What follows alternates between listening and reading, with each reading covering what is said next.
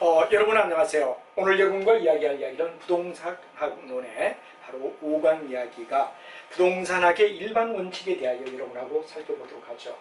일반적으로 부동산학이다. 여러분들은 대다수가 예되는 예를 들면 뒤쪽 가서 수요, 공급 이런 부위에 많이 신경을 쓰는데 그 부위도 꼼꼼히 이해가 됩니다. 그러나 앞부분에 내용을 갖다 정확하게 한번 정리해 주는 것, 이것도 바로 여러분들이 바로 전략 과목으로 좋은 점수를 받기 위해서 꼼꼼히 나가는 거 매우 중요합니다. 어느 학문이든 또 어느 시험이든 여러분들이 해야 되는 함정의 뜻은 반드시 있게 됩니다. 근데 부동산학론에 대한 이야기는 거의 여러분이 점수를 따야 할 부위이기 때문에 앞부분부터 좀 강의 수가 길더라도 꼼꼼하게 정리를 한번 해주는 것, 이게 매우 중요하다는 걸 다시 언급하며 앞부분이 이렇게 꼼꼼히 나가느냐 다 아는데 막상 돌리면 여러분들이 정리가 안 돼 있어서 함정의 뜻에 물려날 수 있습니다. 강의가 좀 길더라도 꼼꼼히 진행해서 여러분의 전략 과목으로서 바로 기능을 담당하겠다 하는 의미에서 꼼꼼히 여러분하고 보도록 하죠. 비교적 부동산이라는 말은 바로 부동산을 굉장히 중요한 예가 일반 원칙. 여러분이 잘 아는 일반 원칙은 기본적으로 부동산하니까지는 뭐가 되느냐 그러면 두 가지 커다란 룰이 있다 이겁니다. 하나는 맨 먼저 능률에 대한 이야기. 일종의 뭐가 되느냐 효율성을 얘기하는 거죠. 효율적인가. 효율성을 얘기한다 하는 이야기를 앞부분부터 몇 번 얘기를 했습니다. 그리고 두 번째는 뭐가 되느냐 그러면 반드시 여러분이 잘 아는 안전성이다. 그런 이야기가 뒤쪽에 가면 나옵니다. 바로 여러분 중요한 안전성. 그래서 우리가 부동산을 갖다 가지고 있을 때 지켜야 할 가장 중요한 이야기는 바로 능률을 올린다는 이야기. 한마디로 말하면 여러 가지 생산성이나 효율적인 면에서 효율성을 높여라 그런 이야기가 굉장히 중요한 이야기가 되겠죠. 여기서 바로 여러분 중요한 능률성의 원칙의 가장 중요한 이야기는 뭐가 되느냐 그러면 과체기다 하는 이야기로 여러분이 기억해 두실 필요가 있습니다. 이 과체기라고 하는 이야기. 우리 이야기 몇 가지들 여러분들 자주 나오는 이야기 속에서 암기를 해야 할 부위는 그대로 외워주시는 게 좋은데 바로 과학책이다. 일종의 뭐가 되죠? 과학화라는 말이 나오죠. 두 번째는 체계화가 돼야 되겠다. 그리고 기술화가 돼야 된다. 이 세 가지가 이루어질 때 뭐가 되느냐? 바로 여러분들 어빌리티, 일종의 효율성. 인풋에 대한 아웃풋의 능률을 높일 수 있다.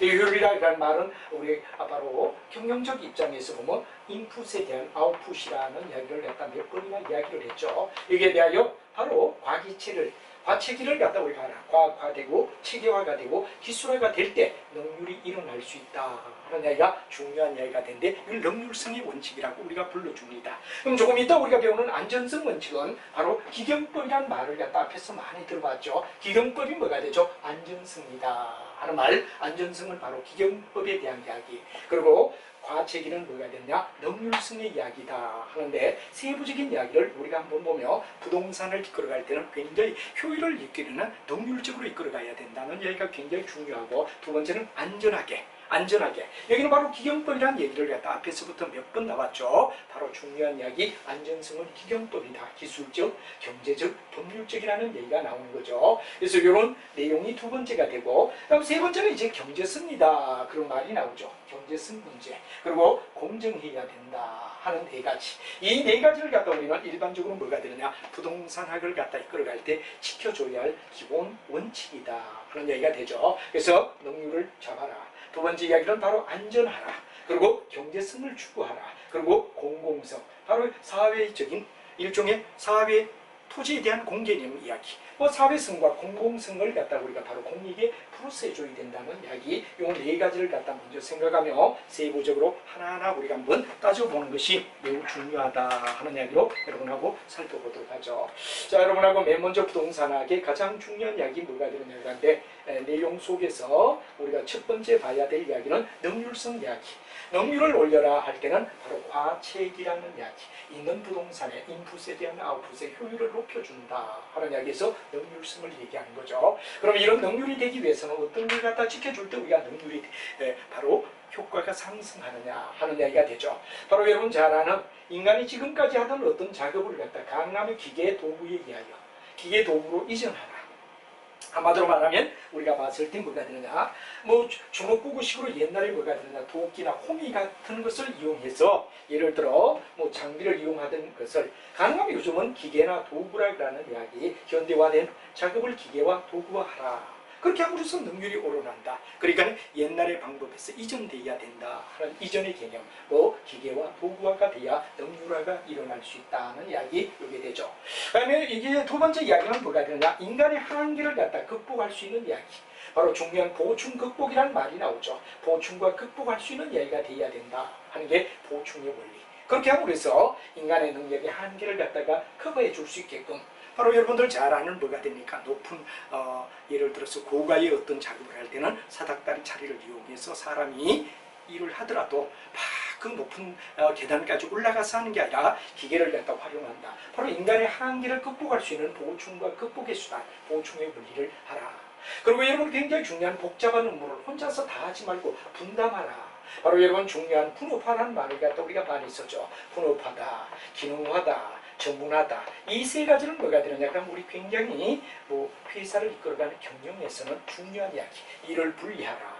그럼 각자 맡은 일만 진행한다. 그러면 전문화가 될 거 아니냐. 그래서 복잡한 업무를 한 사람이 전부 다 전업하지 말고, 이 분업의 반대는 바로 전업이 되죠. 전체를 다 갖다 진행한다 그럴 때 all pressing, 한 사람이 모든 걸 갖다 다 책임진다 그럴 때 우리는 전업이라고 얘기를 합니다. 그러나 일을 갖다 분리시키는 걸 우리가 분업하죠. 그럼 분업되면 자연지 분담이라는 말을 갖다 쓰는데, 부동산의 굉장히 중요한 이야기, 능률을 오기 위해서는 바로 분담을 시켜라 하는 말이 되죠.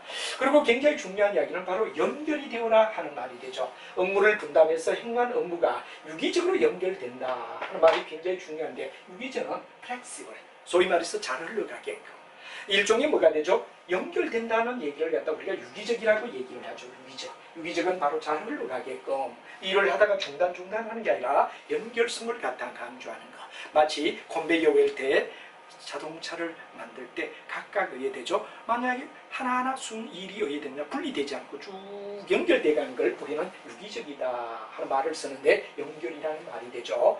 그 다음에 이제 우리가 봤을 때 뭐가 되느냐, 표준화하라 하는 말이 됩니다. 여러 가지 있어서 서식이나 또는 일에 있어서 표준화가 될 때 뭐가 되느냐, 능률화가 될 수 있다 하는 말이 되죠. 그래서 우리가 잘 아는 표준화, 바로 여러 가지 어떤 예라면 바로 하나의 일에 있어서 정형화시키고, 일을 갖다 정형화시키고, 활동을 정형화시키고, 여러 가지 서식을 갖다 표준화시켜줘라.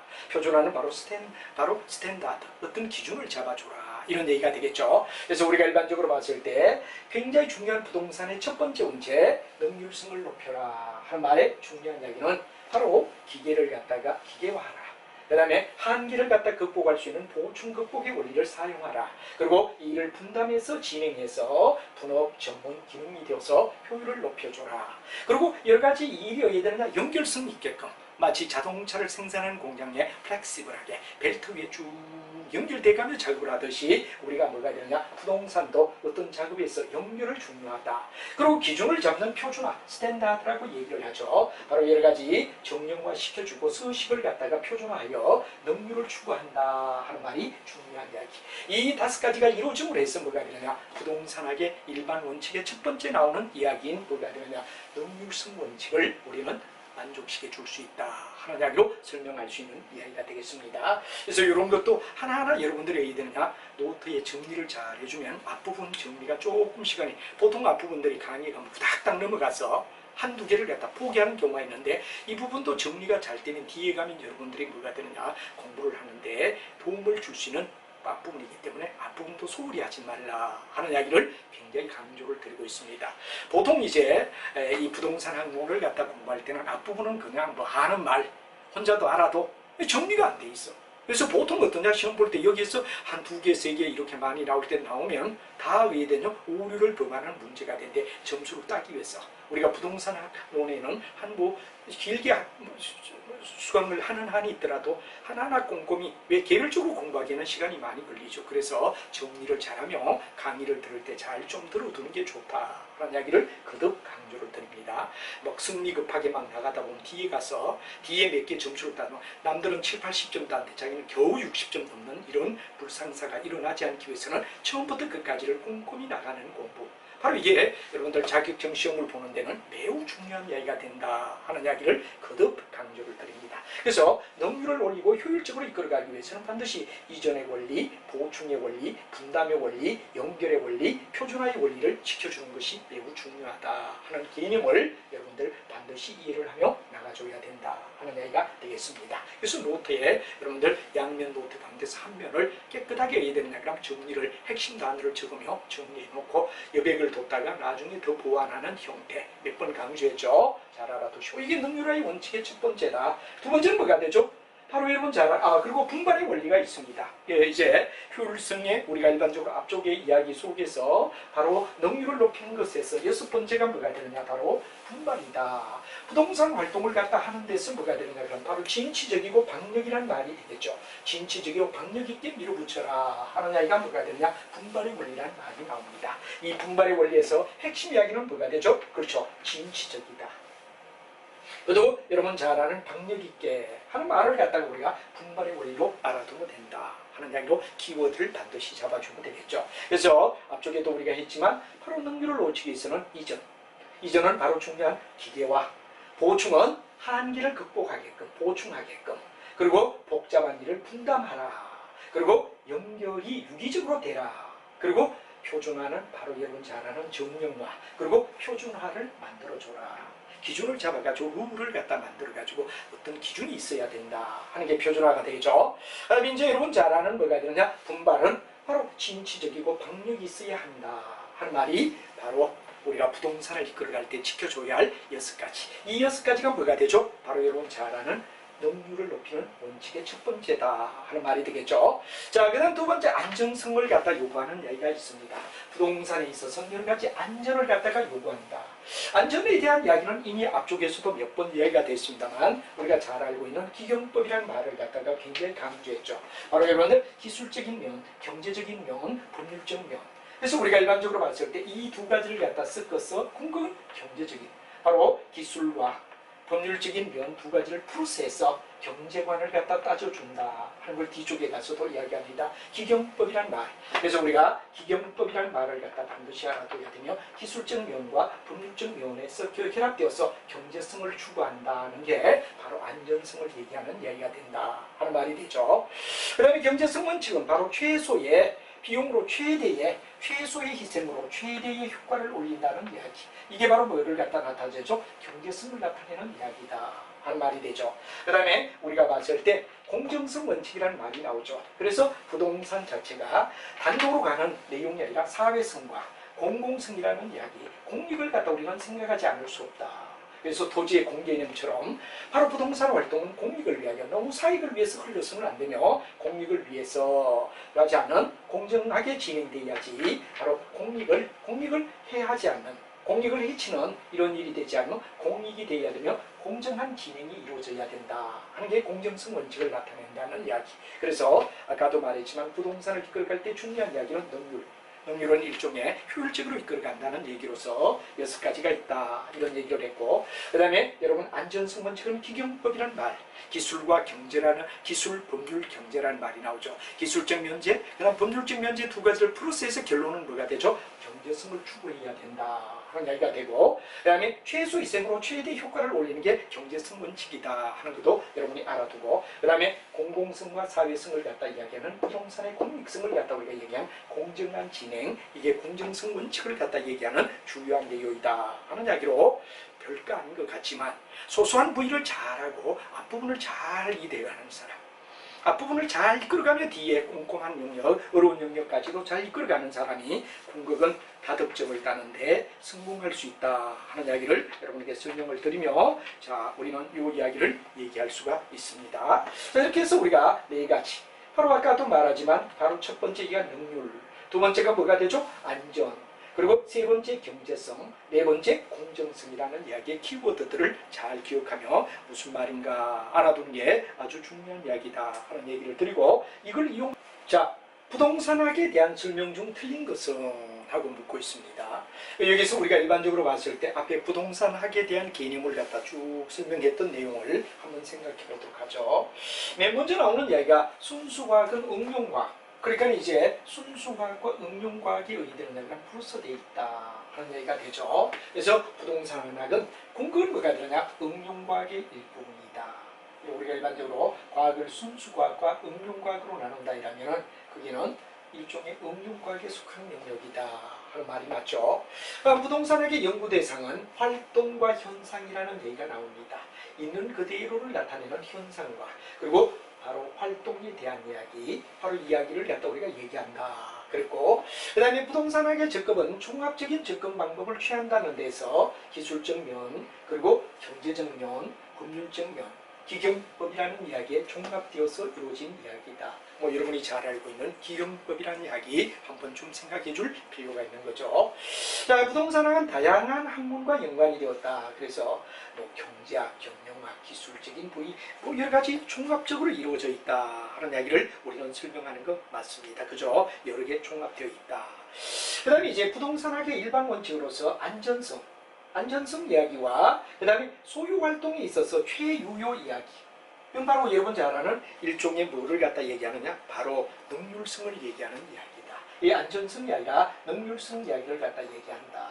그래서 앞에 우리가 배웠던 능률성이라는 얘기는 여러 가지 이야기가 있겠지만 일반적으로 봤을 때 앞쪽에 얘기했던 능률성 이야기는 바로 하나의 이전, 보충, 분담, 연결, 표준 그리고 이제 바로 분발이라는 이야기를 갖다 우리가 얘기했죠. 분발이라는 이야기를 했죠. 그래서 안전성은 단순한 뭐가 됩니까? 바로 기경법에 의하여 능률을 높이는 효율을 높이는 이야기가 됐는데 두 번째 나왔는데 여기는 굉장히 중요한 이야기가 바로 능률성을 얘기하는 첫 번째 이야기. 바로 최유효 활동을 갖다가 지도 원리로 삼는다는 이야기. 이걸 갖다 여러분이 생각해 주시면 된다. 그래서 별거 아니다 생각하면 우리가 넘어가기 쉬운 이야기지만 이런 영역에 대한 정리를 정확하게 하나하나 해줌으로 해서 여러분 시험 볼 때 정리가 정확해야 된다. 앞부분이 매우 중요하다. 앞부분도 그냥 읽으면 알죠 이러는 것보다는 공부할 때 정리를 같이 해서 잘 따라와 달라는 얘기를 드리며 이제 2장으로 넘어가도록 하죠. 일반적으로 부동산학의 개념이다. 그럴 때 우리가 부동산 어떤 학문이든 개념이 있고 분류가 있다. 이렇게 우리가 말하죠. 그래서 일반적으로 부동산이 가지는 어떤 개념은 어떤가를 다시 한번 분류와 개념 쪽의 이야기를 갖다 살펴보자 이겁니다. 일반적으로 부동산학은 굉장히 중요한 기경법, 기술, 경제, 법률이라는 얘기가 나오죠. 그래서 우리가 일반적으로 봤을 때 기술과 법률을 더하여 결과적인 뭐가 되냐? 경제성. 앞쪽에 보면 나옵니다. 바로 우리가 일반적으로 기술적 판단과 그 다음에 법률적 판단 이 두 가지 이하여 뭐를 추구하느냐? 경제적으로 이득이 되나 되지 않느냐를 따져준다.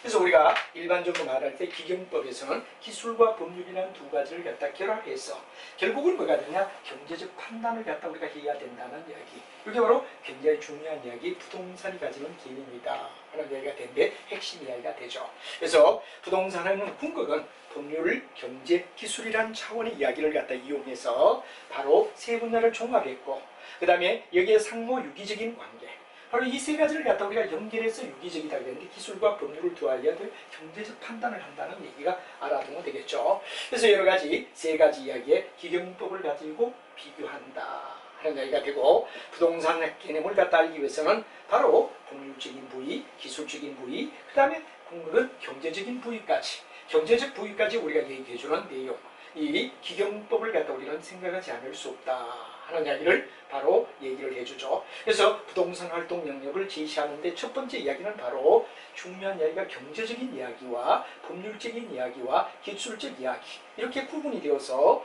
진행이 된다는 얘기를 갖다가 얘기하고 있다는 걸 이야기를 하며 핵심 이야기는 부동산 개념은 기경법에 의한 효율성을 추구하는 이야기 바로 기술적 판단과 법률적 판단을 두 가지 달려 경제적 판단에 바로 디시전 메이킹을 하게 된다 하는 이야기를 얘기하며 기경법에 대한 이야기를 이제 하나하나 살펴보자 하는 이야기가 되겠죠. 맨 먼저 첫 번째 나오는 기술적 측면의 이야기를 우리가 한번 살펴보자 이겁니다. 기술적 측면은 어떤가? 자, 여러분이 잘 알지만 기술적 측면은 어디까지나 형태가 있는 유형적이라는 얘기를 갖다 우리가 쓸 수 있죠. 형태가 있다. 그리고 이제 이 유형적 측면을 갖다 우리가 따진다는 건 바로 기술의 이야기 또는 물리적 이야기가 되는데 예를 들어 공간, 예를 들어 어떻게 우리가 내용을 갖다 이끌어가느냐 하는 이야기인데 바로 이거는 부동산의 어떤 활동과 현상을 갖다가 어디냐 관련지어서 공학 분야에 대한 이야기로 설명할 수 있는 게 기술적이다. 그래서 부동산의 활동과 부동산의 현상을 갖다가 어디냐 연결해서 공학적 문제를 갖다 얘기합니다. 여기서 주된 대상은 뭐가 되죠? 그죠? 토지와 그리고 뭐가 되느냐? 각종 구조물. 이 두 가지에 대한 이야기가 뭐가 되느냐? 바로 기술적 차원의 대상이 된다. 그럼 우리가 봤을 때 자연적 현상을 얘기하는 바로 지질, 또 토지의 토양, 그리고 기상상태, 산악, 이 위치, 이런 부위가 자연적 조건을 얘기하는 내용이 된다는 얘기가 되겠죠. 반면에 물리적 측면은 어떠냐? 이럴 때로 부동산을 어떻게 설계하고 설비하고 시공하고 그리고 측량을 하느냐, 이 두 가지 있는 조건, 원래 있는 조건의 이야기를 갖다 우리는 자연적 조건이라고 얘기를 하겠죠. 그래서 지형이나 지질이나 지반이나 토양이나 기상상태, 산악 같은 거는 뭐가 되느냐? 자연 조건이라고 본다면, 물리적 조건은 바로 설계, 설비, 시공, 측량을 갖다 얘기한다. 그래서 이 두 가지, 자연적 조건, 물리적 측량, 이 두 가지를 갖다가 가지고 바로 어떻게 취급하느냐 하는 이야기가 되겠죠. 그래서 부동산의 물리적 개념은 바로 자연이나 위치나 공간 환경을 취급하는 내용으로 얘기가 된다. 그래서 기술적 측면의 물리적 개념은 바로 여러분 잘 아는 자연적 조건과 물리적 조건이란 두 가지, 자연적 조건과 물리적 조건 두 가지를 결합한 형태를 얘기한다 하는 이야기가 기술적 이야기. 바로 자연은 있는 그 상태를 얘기하고 기술은 바로 테크놀로지, 바로 물리적 이야기는 어떤 그 기공법을 얘기하는 얘기로 들어가는 내용이라는 얘기가 중요한 이슈가 될 것 같습니다. 자, 그럼 이제 우리가 다음에 넘어가서 자연은 어떤가? 물론 앞에 나왔던 이야기를 갖다 우리가 리바이벌 반복하는 이야기가 되는데, 예를 들어 토지가 그 자연물이다 이거죠. 부동산 속에서 가장 중요한 이야기는 뭐가 되느냐? 토지는 자연물이다. 바로 첫 번째 패러그래프에 나오는 이야기가 되죠. 바로 부동산의 토지라는 이야기는 바로 자연물을 얘기하는 이야기다. 그래서 인위적으로 생산할 수 없는, 사람이 어떻게 생산할 수 없는 것이 토지의 속성, 정확한 개념은 바로 이거죠. 부동산 중에 토지는 자연물이다. 그래서 다른 거는 모르지만 예를 들어 여러 가지 설비나 이런 거는 사람이 만들었다 하더라도 토지 자체는 뭐가 되느냐? 자연물이다. 인위적으로 생산할 수 없는 뭐가 되느냐? 그러면 속성.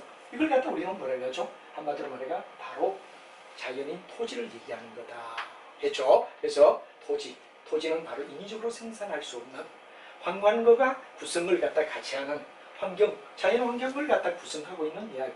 이게 바로 뭐가 되느냐? 그럼 바로 토지다 하는 이야기가 되고 자연에 대한 이야기가 되죠. 그다음 두 번째는 뭐가 되느냐? 그 토지가 부동산이 어디 위치하느냐? 위치에 따라 각각 달라지는 개념을 갖다 얘기하는데, 이걸 로케이션, 바로 부동산의 이용 상태를 갖다 얘기할 수 있는 이야기가 뭐가 되죠? 바로 위치다. 이렇게 되죠. 그래서 상권 분석이라든가 또는 여러 가지 위치에 대한 분석이 매우 중요하며, 어디에 토지가 있느냐, 어디에 건물이 있느냐, 이건 바로 위치가 굉장히 중요한 이야기가 된다. 이런 얘기가 되죠. 그래서 부동산 이용에서 어느 정도 고밀도 상업을 갖다 기능을 가져가냐, 그 다음에 주어진 위치를 갖다 인위적으로 이동시킬 수 없는 고정성, 이 역시 어디에 되느냐? 위치는 고정성이다. 땅이, 부동산이 있는 위치는 절대 어디에 되느냐? 그냥 부동산의 위치는 마음대로 변경할 수 없고, 바로 여러분 잘 알지만 토지 위에, 토지가 가장 자연물이며 인위적으로 생산할 수 없는 게 토지 속성인데, 그 위에 지어진 바로 부동산은 위치가 고정될 수밖에 없고 인위적으로 이동시킬 수가 없다. 그리고 고밀도 상업 기능이 있는가, 어느 정도 이용성에 그 부담을 갖다가 주느냐, 여기에 따라 각각 위치에 대한 개념은 달라진다. 그래서 얘기가 상권 분석이라는 말이 나오죠. 그 다음에 이제 중요한 이야기가 공간이라는 말이 나옵니다. 공간이다 이런 말은 뭐가 되죠? 바로 토지의 지표라고 얘기할 수 있는 이야기. 토지의 지표. 토지의 지표가 어디에 바로 표시할 수 있는 이야기냐 하는 이야기가 되어서 2차원 이야기도 있지만 3차원적으로 공간하는 수평 공간, 우리가 일반적으로 공중공간, 그리고 지중공간, 이걸 갖다 입체 공간을 갖다 우리는 일반적으로 뭐가 되느냐? 3차원의 공간이라고 얘기합니다. 단순한 수평, 아니면 뭐가 되느냐? 바로 여러분 공중, 그리고 땅속으로 들어가는 지중, 이 세 가지의 입체 공간을 갖다 의미하는 공간의 개념을 우리는 얘기할 수 있다 하는 말이 되죠. 그다음에 이제 마지막에 환경이라는 말이 나옵니다. 환경. 우리가 일반적으로 기술적에서 환경의 마지막 이야기는 어떠냐 하는 이야기가 되는데, 환경은 바로 여러분 잘 아는 물리적, 경제적 사건, 물리적, 경제적 바로 사회적인 입지에 놓여있는 이야기를 갖다 우리는 자연적 상태, 바로 물리적인 토지가 어떤 상태에 있느냐, 바로 여기에 나오는 토지는 자연 환경을 얘기하는 얘기가 되고 물리적, 사회적, 경제적 입장에서 우리가 조건을 따져야 되며 바로 서로 영향을 받게 된다 하는 이야기. 토지를 개발하는 데 있어서 주고받는 하나의 중요한 구성 분자로서 영향을 크게 준다. 물리적이나 사회적이나 아니면 경제적인 입장에서 어떤 문제가 있느냐 하는 이야기를 설명하고 있다는 이야기가 중요한 이야기가 될 겁니다. 이렇게 해서 우리는 기술적 차원의 네 가지 이야기, 앞쪽부터 우리가 가만히 보면 자연, 위치, 그리고 이제 얘기하는 공간, 환경, 이 네 가지가 뭐가 되느냐 그러면 바로 기술적인 입장, 물리적 개념에서 우리가 부동산의 개념을 알아야 된다는 얘기가 되겠죠. 자, 그 다음에 이제 경제적인 입장으로 우리가 가서 경제적 개념은 어떤가 하는 이야기를 우리가 한번 살펴보도록 하자 이거죠. 부동산이 가지는 어떤 가격, 이 내용이 뭐가 되느냐 하면 경제적 개념이다. 그래서 우리는 바로 부동산이 가지는 여러 가지 토지 경제학, 그 다음에 부동산의 경기의 변동을 갖다 얘기하는 변동론, 부동산 바로 경영, 또 마케팅, 입지론, 이런 이야기가 바로 경제적 개념으로 우리가 생각할 수 있다 이거죠. 그리고 여러 가지 감정평가에 대한 이론, 그건 토지 경제학, 부동산 경기 변동, 부동산 경영과 마케팅, 그리고 입지, 그 다음에 마지막에 감정평가에 대한 이야기. 이런 이야기가 바로 경제적 개념으로 우리가 얘기할 수 있다 이거죠. 그래서 우리가 세부적으로 들어가게 되면 부동산의 가격은 어떻게 우리가 형성이 되느냐, 바로 수요와 행위에 대한 공급, 수요와 공급의 이야기에 어떤 문제가 있죠. 그 다음에 부동산이 가지는 어떤 경기의 변동은 어떻게 가죠.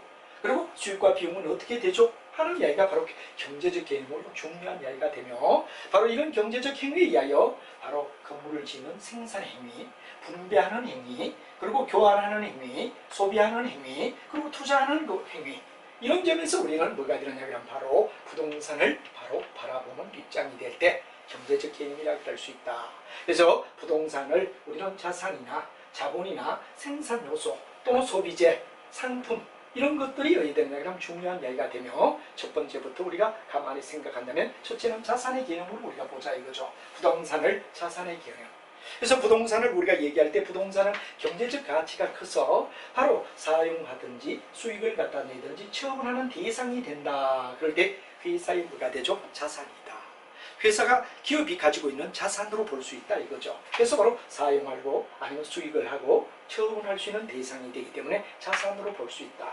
그래서 우리가 일반적으로 봤을 때 사용 가치, 그리고 그걸 갖다 교환할 때 교환 가치가 얼마인가, 그리고 인플레이션을 갖다 희재해주는 역할을 한다.